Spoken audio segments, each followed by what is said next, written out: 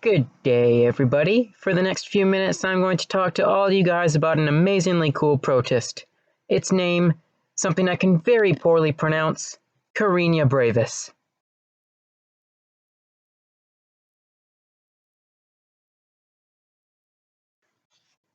What is Karenia brevis, you may ask? A fine question indeed. K. brevis, otherwise known as red-tide dinoflagellate, is a species of protist famous for being one of the three main kinds responsible for causing mass, catastrophic aquatic events around the Gulf of Mexico. Red tides. These tides, also known by another name, algal blooms. They occur when there is a sudden, rapid increase in the population of algae in an aquatic system, inevitably causing discoloration. Algal blooms don't necessarily have to be red. In fact, they generally aren't. Most are pigmented copper brown to green. But red sounds cooler. If you took a microscope to K. brevis, you'd notice a few key things. For instance, it's relatively square in shape, with rounded edges, and consists of a surface of irregular bulbous protrusions.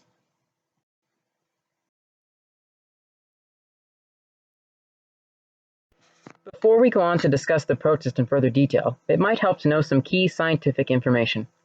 First of all, Karenia brevis is a protist, which means it can only come from one domain, Eukaryota. This particular species of protist can be classified into the phylum Dinophyta, which are eukaryotes that include the flagella, the class Dinophyceae, and the order Gymnodiniales, which is basically the order of all dinoflagellates, and the family Carinaceae. Finally, when looking at its scientific name, we can see that its genus is Karenia, commonly known as brevetoxin-producing dinoflagellates, and its species, brevis.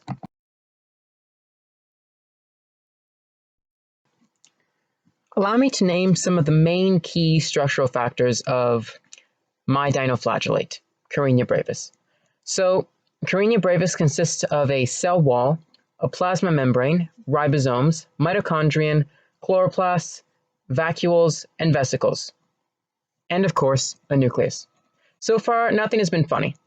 However, three new characteristics that I noticed in that all protists contain are the following: a cytoskeleton.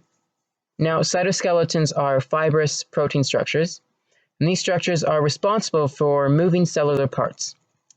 Next, it has a flagella and cilia, and it can have multiple flagella. For example, this dinoflagellate has a transverse flagella on its front and two longitudinal flagellum. Cilia are hair-like structures that provide the cell with motility. Finally, an eye spot. Eye spots are key for photosynthesis. They help algae to swim towards light by helping them detect light, essentially.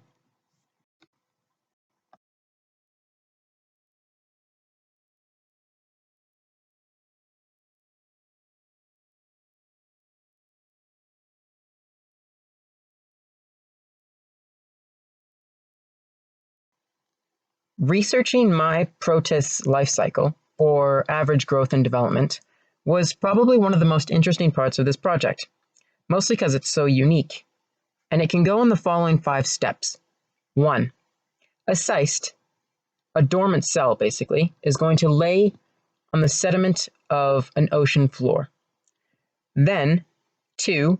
When warm temperatures in the aquatic environment are present, this is going to signal the dormant cyst to start reproducing very quickly using binary fission, which we'll get into later. Now, these cells are going to continue to divide through binary fission until at some point, usually after a week, they can reach almost 8,000 cells. That's a lot of cells. Finally, 4, we begin the demise.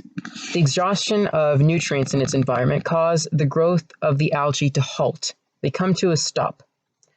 2 gametes from each cell form a single cell and form a zygote, and then a cyst. Finally, this resulting cyst is going to fall ungainly to the floor of the aquatic environment and once again become part of the sediment in the ocean, waiting until its environment is favorable once again.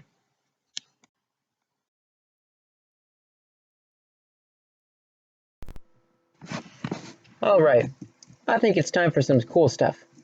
What poisonous toxin does Karenia brevis produce during the infamous red tides? An excellent question. To begin, what are brevitoxins? Brevitoxins are a kind of neurotoxins that are most commonly produced by dinoflagellates such as K. brevis. They affect an organism by binding voltage-gated sodium channels in an organism.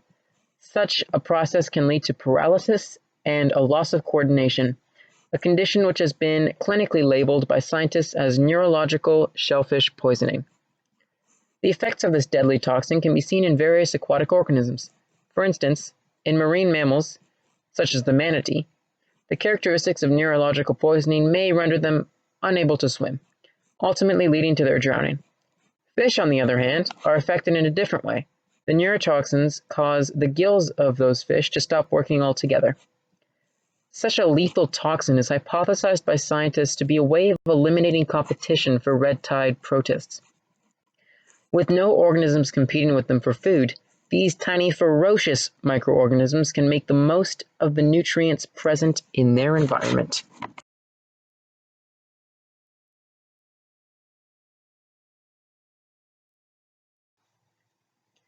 Is Karenia brevis unicellular or multicellular?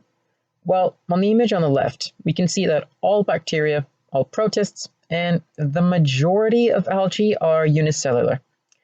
So it is safe to assume that Karenia brevis, being a protist, is an organism only composed of one cell.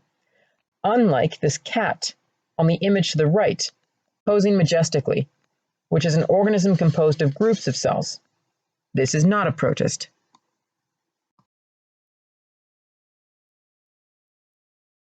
The main source of reproduction in Karenia brevis is a process called binary fission, and it goes in the following 4 steps.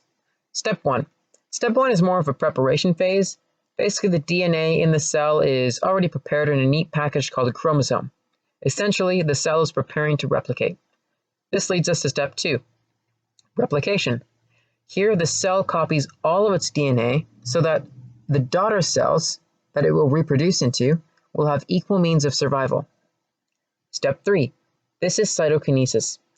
The chromosomes that have just been replicated attach to the plasma membrane.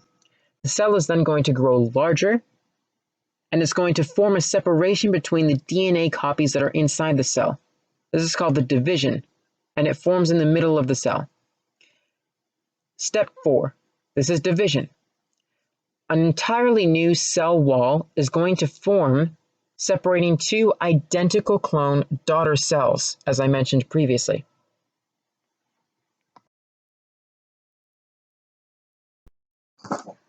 Karenia brevis has evolved some pretty fascinating adaptations, some of which include the flagella and their flatness. A flagellum is simply a whip-like structure which helps a cell move through its environment. For K. brevis, this would be the water. On top of this protist, like the majority of algae, are flat in appearance, which increases their surface area and in turn aids them during photosynthesis.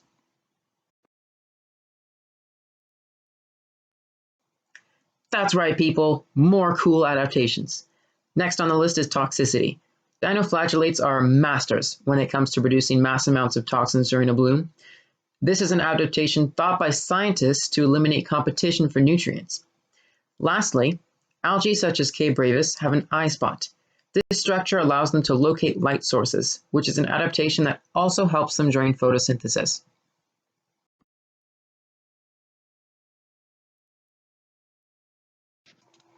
How do K. brevis obtain their energy?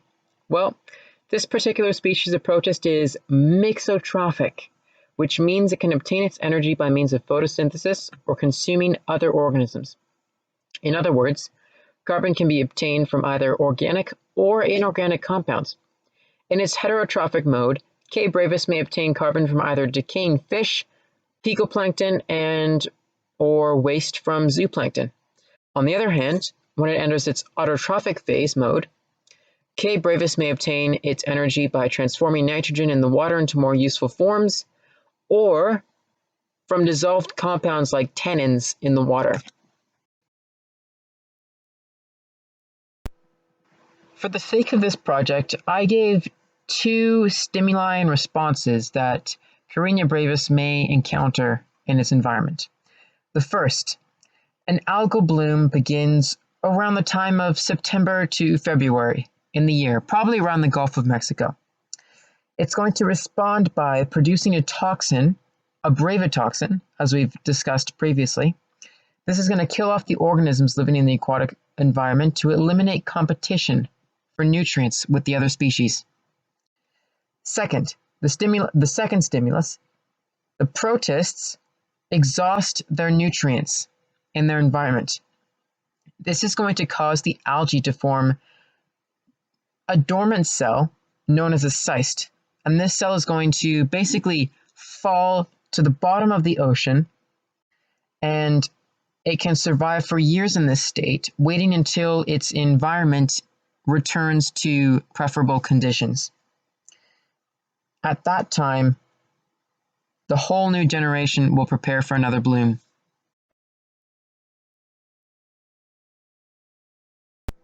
For the sake of this project, we will only discuss two ways in which my protist maintains homeostasis. The first is the fact that it is mixotrophic. This allows the protist to maintain their nutrient intake by either energy from the sun or by breaking down organic molecules. The second is a rather interesting one. Protists have a function which allows them to maintain their constant osmotic pressure in their bodily fluids.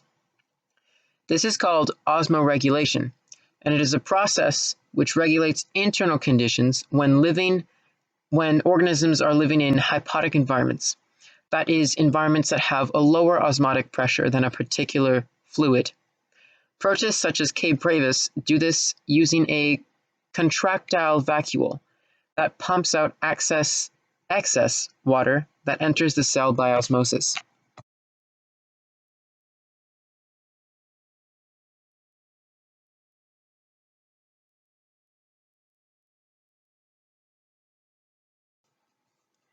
In short, a red tide is a massive bloom of a particular species of algae.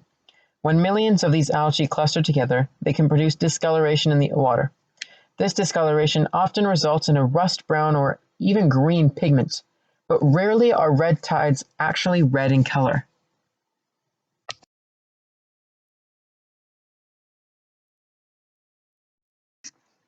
It probably won't be a surprise when I tell you that massive blooms of toxin-producing algae actually have a negative effect on organisms. We've already discussed this lightly in previous slides, but now let us fully examine the effect of HABs or harmful algae blooms that influence ecosystems. First off, as brevetoxins accumulate in the food web, turtles and other marine mammals can be greatly affected. For example, the toxins that are the most fat soluble will essentially bioaccumulate into higher trophic levels.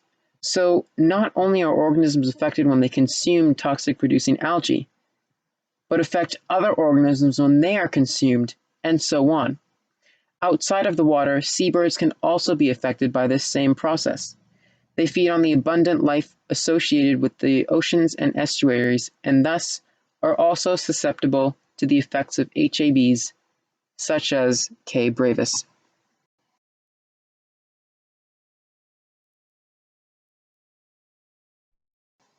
So, to finish off this presentation, let's take a look at where these K. brevis red tides are most common. As it turns out, they are most famous for infesting the seas of the Gulf of Mexico every year. These events cause some major economic deficit for U.S. states such as Florida, which on average lose about $15 to $25 million every year due to red tides. Other states such as Washington, Maine, Texas, and even Hawaii are also impacted in similar ways. For instance, in 2000, a massive red tide in the Texas state closed shellfish harvesting for some time. The incident itself impacted the economy through the loss of tourism and fishing industries, which totaled to around $9.9 million deficit. While these are only two examples, red tides are common all around the Gulf of Mexico.